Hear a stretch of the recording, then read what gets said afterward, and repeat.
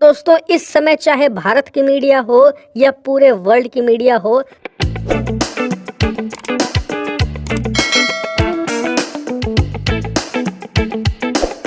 तमाम defence circle में एक ही खबर घूम रही है कि क्या भारत 2024 में आखिरकार एक स्टेल्थ लड़ाकू विमान खरीदने जा रहा है। क्या भारत इस साल Su-75 जो कि एक रूस का सिंगल इंजन स्टेल्थ लड़ाकू विमान है, उसका ऑर्डर प्लेस कर देगा। और यकीन मानिए, मैं आपको ऐसे ही हवा में नहीं बता रहा हूँ, एक्चुअल में खबर निकलकर सामने आई है रूस से, जो मैं आपको अब दिखाऊंगा।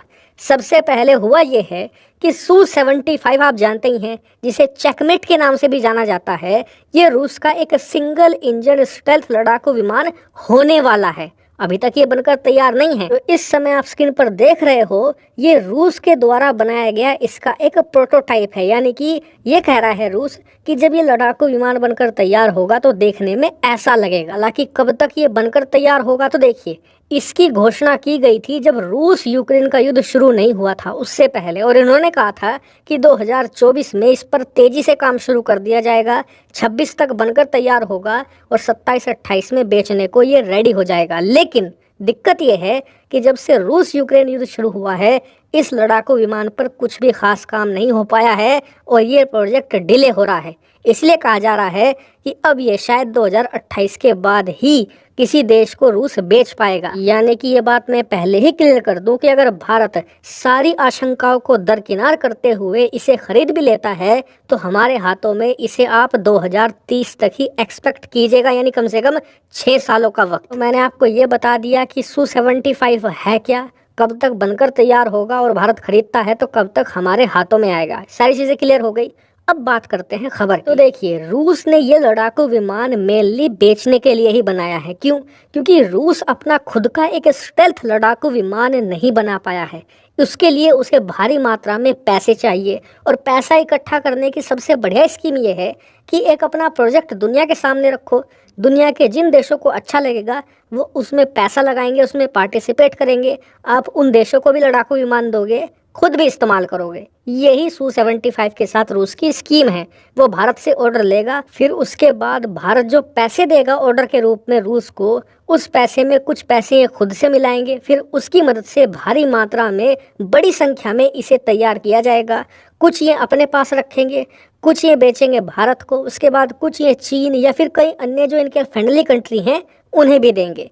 लेकिन इस स्कीम में दिक्कत है। दिक्कत ये कि भारत इस लड़ाकू विमान के प्रोग्राम में शामिल नहीं होना चाहता था। शुरुआत से ही भारत ने साफ मना कर दिया था। क्यों? क्योंकि इसकी कीमत बहुत ही ज़्यादा बताई थी रूस ने, और दूसरा ये कि कीमत देने के बावजूद भी ये तैयार हो ना हो इसकी कोई गारंटी नहीं थी। इससे बेटर तो यही है कि हम थोड़े से पैसे और मिलाएं और अमेरिका से F-35 खरीद लें, जो कि इससे बेटर जेट है, जल्दी हमें मिल जाएगा। और दूसरी बात, उसे बैटल एक्सपीरियंस भी है, यानी कि युद्ध में उसका इस्तेमाल भी हो चुका है। इसीलिए भारत ने तय किया था कि हम इसे नहीं लेंगे, हम खुद का एक स्टेल्थ लड़ाकू विमान बना रहे हैं M का, उसी पर काम तेजी से आगे बढ़ाएंगे।